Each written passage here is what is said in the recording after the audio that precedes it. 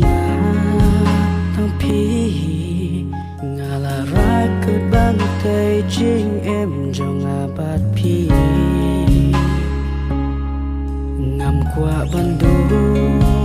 nó ya phi cerita chính em tang bát phi ba ít cho ngà thằng phi marway ha sela berthai kum Umpohliew kan kersai Jingieid trong nga bát phi miền bát ya kular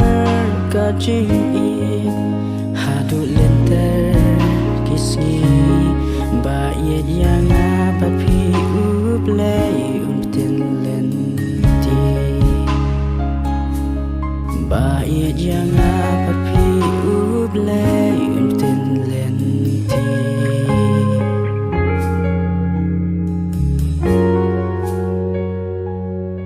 Shisha ya pi nga la it jing em ru ngan ai ha pi nga shan ya pi pin ri su ma ya nga jing it ba ko do shisha ngan ai ya pi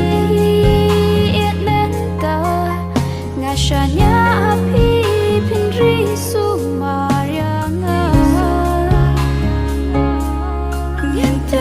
Jingieid bakodor kabamanga bát phi ngirai Khublei umri unyada ya Jingieid kaba shisha Jingieid jonga bát phi ba it connection Jingieid jonga bát phi ba it connection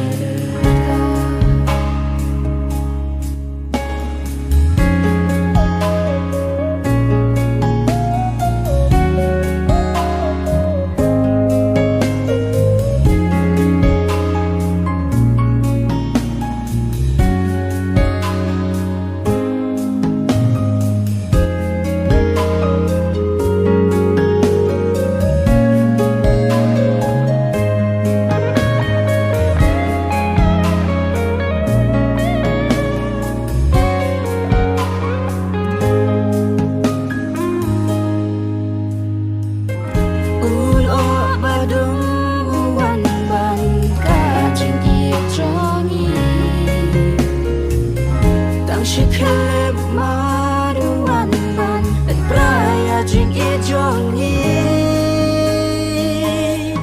ngi shanya sa shi sin ha Khublei Jingieid Jingieid sa shi sin